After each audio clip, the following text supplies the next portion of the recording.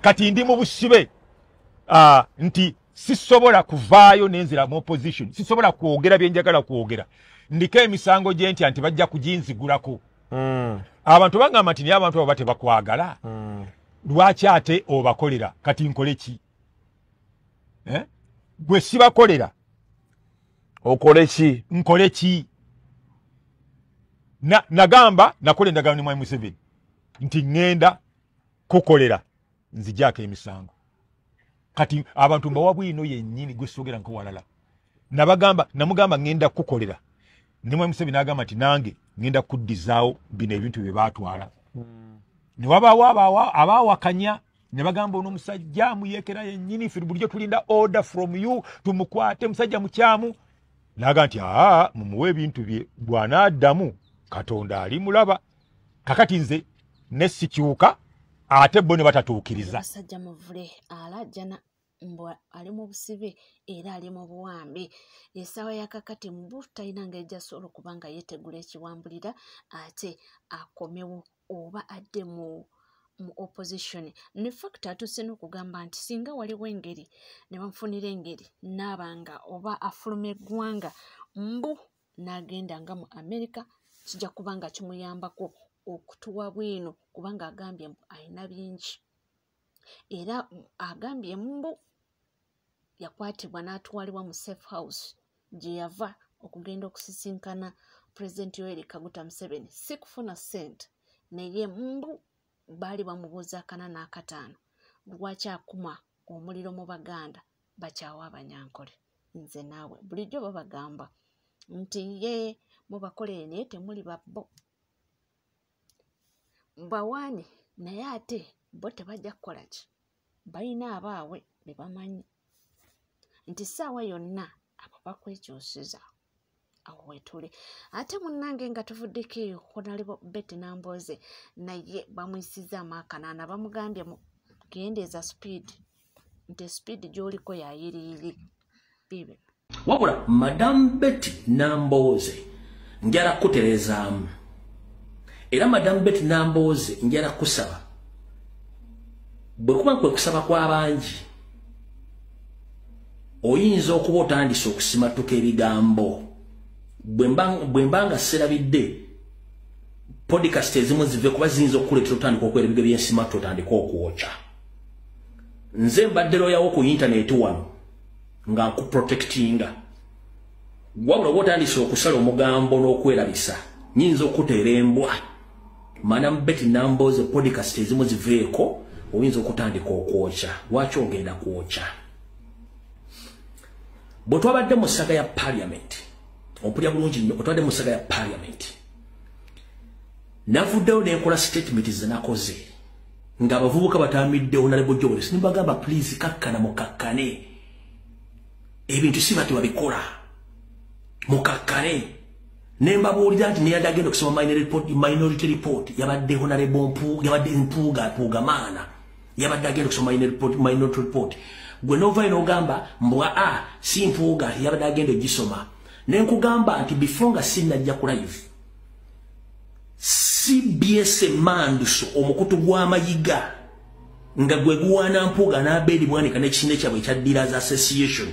bakoze statement ne bagiwandiika ne bagamba bwe bati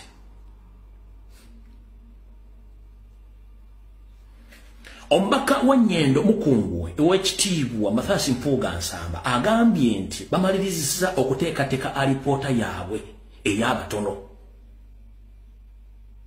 ewakanya ekyasalibwawo kooti y'amagye okuwozesa abantu ba bulijjo agambye nti beetegefu bulungi okujanjula bw'atyo Mathias Mpuuga Nsamba bw'ayogedde ono sinze ono Mathias Mpuuga Nsamba ku mukutu gwabwe ogwa CBS eno radio ya Mpuuga ne Mayiga eno radio ya Mpuuga ne Mayiga buli kyonna Mpuuga kyakola Dealers Association Mpuuga kuno kwayisa message ye nakugambye nti Mpuuga yeyabadde olina okusoma minority report ne mukazi wa Mpuuga Juliet Kakande kenyini yagambye nti babadde batudde dda nga bakoze dda minority report. Kati oyagala kuwakanya Juliet Kakande byayogedde, gwayogedde what wayogedde? Maripota yamwe lwaki mwafulumye nga mpuuga yakagisu ag'empuuga gisu ate mpuuga tega mpuuga bitya si yasomya minority report nti yabadde okugisoma nedda ebyo bindooza bya social media. Let me tell you, sagala tonzize namu ebyo. Ffe twagenda ku Lwokutaano e Munyonyo, naye bwe twagenda ku Lwokutaano tubeerayo ku Lwomukaaga, tubeerayo ku Sande. Olunaku lwaleero ku makya kuba leero lwakubiri. Owekitiibwa Mpuuga lwe mulabyeko e Munyonyo ate lukwakwayo. Njagadde kuterezaamu ffe tufuna intelligence okusinga eyo Honorable Nambooze.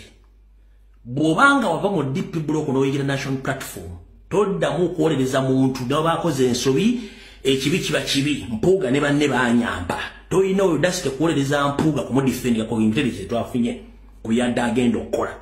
To remind you n'okutegeeza nti mbatambulirako mwenna kati Nambooze kankutegeeze otegeere bulungi nnyo. Amugambye talina buyinza obuvayo kubanga defendinga Mathias Mpuuga.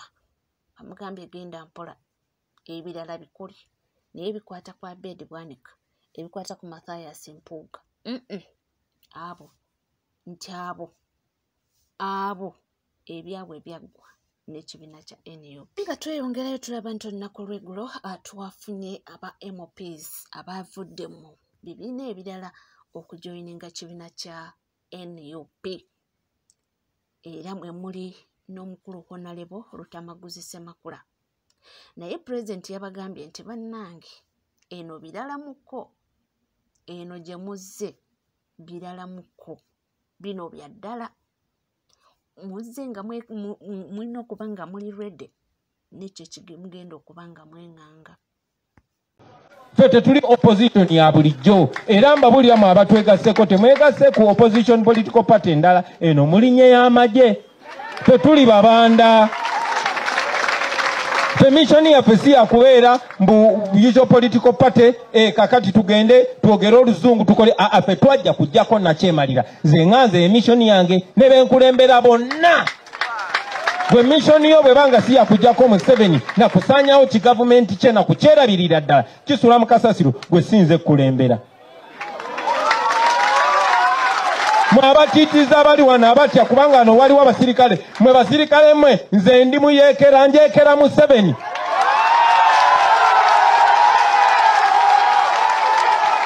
Ekyenjawulo nti nkikola mu mateeka temulina mwe muyinza kunsiba temulina mwe muyinza kunkwata kubanga ssemateeka atulagira okuwakanya obutali bwenkanya okuwakanya enfuga yonna etagoberera ssemateeka. Kati no ssemateeka etukiza n'okwata emundu lwakubaawo tetunaba kutuukawo.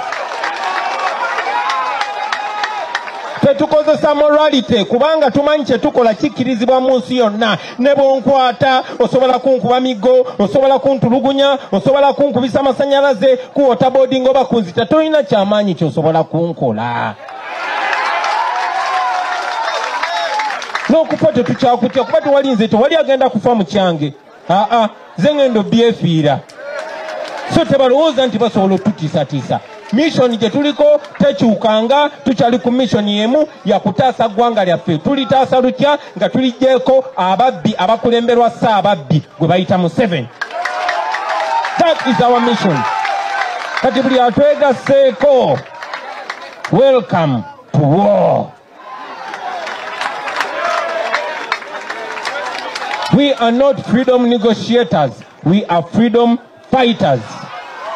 We are fighting for our freedom. We are fighting morally. Our mode of fighting is that sigenda kabaddiramu ndowooza kali loud and clear. Ate ye omukulu Kabaya mwana agambye nti gye n'omuhoozi Kayine Lugaba nyina obubakawo wano eno era bubaka kimulowooza bwamuwadde. Bubo n'omusajja ono ayogera mpola mpola naye ebintu bye bibaamu points ez'okuwa obudde.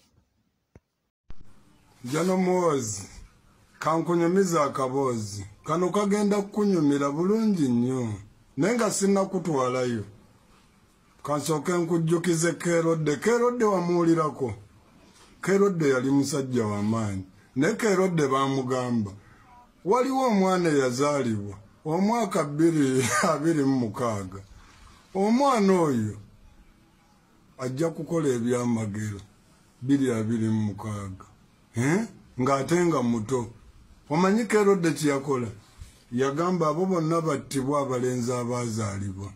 ne bwe yabatta teyabamalaawo era Yesu yasigalawo Bobi Wine akyaliwo kakati olira bino lunaku lumu nga tuli ne Bobi Wine aweeka buusu olaba ku Mona Lisa olaba saidi y'ekyengulu eyo bagiyita Plan B Wars kakati yagamba agenda kwesimba ku kitaawo Bobi Wine bw'amala byogera nze mbuuza nnyo ne mwesogga ne mubuuza owaayi ate mutabani w'omukulu ng'era tukulaba okitegedde Bobi Wine yaŋŋamba oyo omwana kansuubira asomeddeko mu Amerika ebintu binajja bitegeera n'endowooza onaabitegeera ne mugamba naye omwana oyo n'agamba oyo tasobola na kusonga mu ntebe eyo yadde okusongamu wabula bw'agisongamu pesa ku pesa Muhoozi pesa ku pesa Kyagulanyi agenda kuba balagala ggwe pesa ku pesa kwata ba Edi Mutwe buli omukwata Kerode basigalawo kakati Edi Mutwe bw'abeera munda nze kiŋŋaana okwogera nja kwogera ate nga talina musango naye ayina okuteebwa n'abalala bonna abaasibwa yagamba ajja kunyiga pesa ku pesa kakati wulira enviiri bwe zinaaba zikunyizizza n'ekirevu nga bye bikunyiza nange mbirina oli waddembe okukola ky'oyagala mmwe muyina obuyinza muyina emmundu gwe tabuli omu naye abanaasigalawo naffe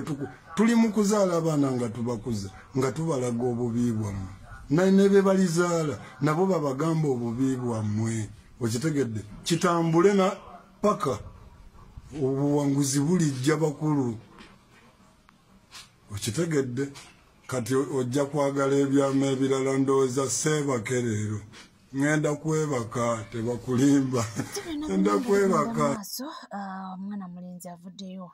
omu ku bafuutu soja n'agamba nti bannange mutulowoozengako naffe